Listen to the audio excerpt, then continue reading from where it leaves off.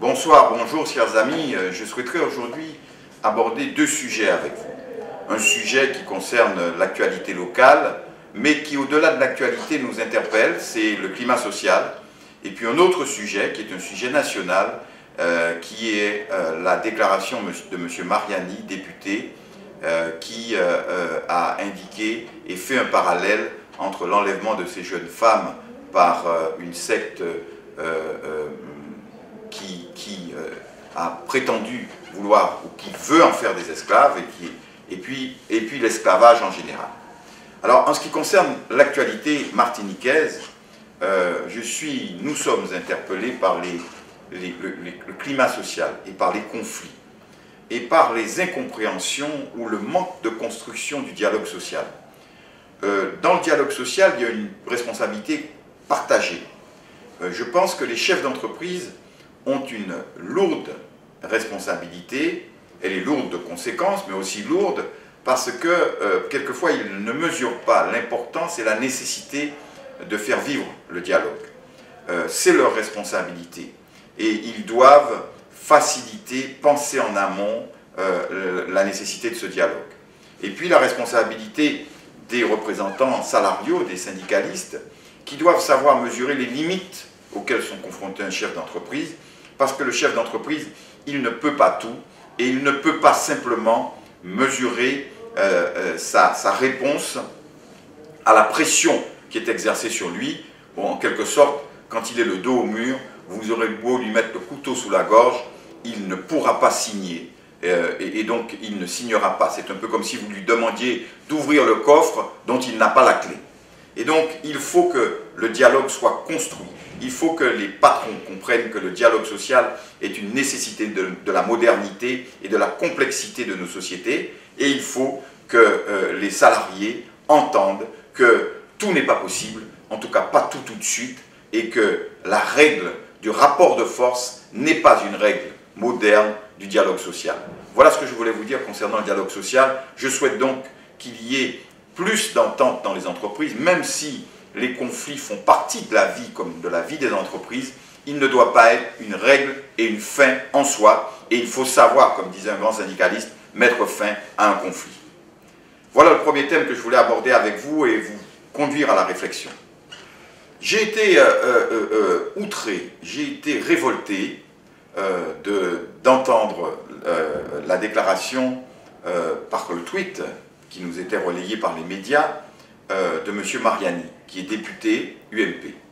J'ai été outré parce que je pense qu'il y a des sujets avec lesquels il ne faut pas, j'allais dire, plaisanter, parce que même si ça n'était pas sur le ton de la plaisanterie, je pense que la légèreté de ce propos est proprement scandaleuse.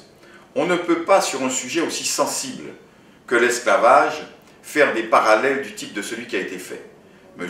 Mariani a déclaré que l'enlèvement par Boko Haram, cette secte qui se trouve au Nigeria, de jeunes filles qui étaient en train d'apprendre, qui étaient dans une école, et on imagine le drame pour les parents, pour ces jeunes filles qui sont enlevées, que l'on menace d'esclavage.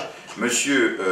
Mariani a fait un parallèle avec l'histoire douloureuse de la France, dont nous sommes une partie, et notre histoire en particulier ici en Martinique, l'histoire de l'esclavage, en disant que les seuls responsables de l'esclavage n'avaient pas été les métropolitains, les Blancs, mais que l'Afrique aussi était quelquefois complice ou partenaire de cette situation.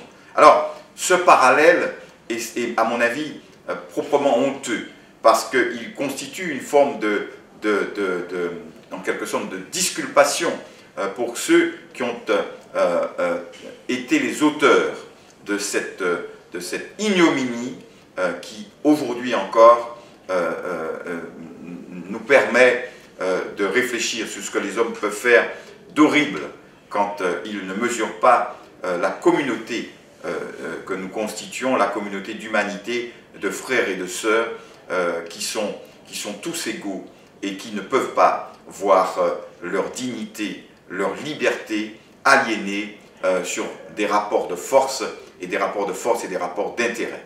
Donc voilà, moi je suis tout simplement révolté, je tenais à vous en faire part, je tenais à vous dire qu'il faut mesurer les propos que l'on peut avoir ici et là. Et si quelquefois je m'indigne aussi de constater que l'on a tendance à nous victimiser, que nous-mêmes nous nous victimisons, que nous-mêmes nous refusons de nous projeter dans le futur parce que nous ressassons notre passé. Et je regrette quelquefois de constater qu'il ne peut pas y avoir une commémoration, il ne peut pas y avoir une réflexion qui ne soit basée sur cette douleur permanente que nous avons au fond de nous et que je peux comprendre, que je partage, et étant donné que j'ai des ascendants qui en ont été victimes aussi, mais qui ne doivent pas servir d'excuse à certains pour ne rien faire dans ce pays. Et je souhaiterais que nous ayons cette double réflexion, celle du souvenir, de nous souvenir de notre passé, de savoir d'où nous venons, mais aussi cette capacité, cette faculté de nous projeter au-delà de ceux qui voudraient nous maintenir dans ce passé, qu'ils soient d'un bord des extrêmes ou de l'autre bord des extrêmes, car ils ont les uns et les autres des raisons de nous maintenir dans le passé. Ceux qui veulent faire de nous des victimes permanentes, pour faire de nous ceux qui acceptent n'importe quoi, et ceux qui acceptent surtout que rien ne se fasse pour faire progresser le pays. Et puis ceux qui veulent essayer de disculper à tout jamais leur attitude et justifier d'attitude inqualifiable. Alors, gardons l'équilibre. Gardons, je dirais, l'équilibre des choses.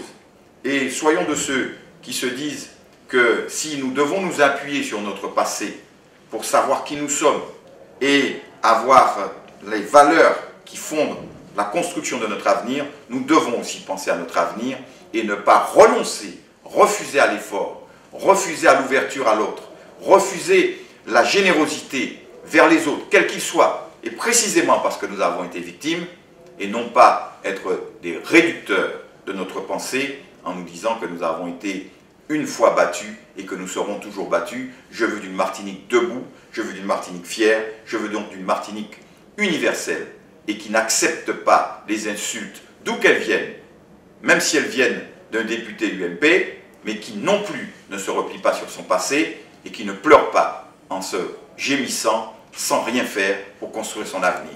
Mes chers amis, une leçon d'optimisme, tout simplement, n'acceptons pas les insultes, mais ne nous complaisons pas dans les lamentations.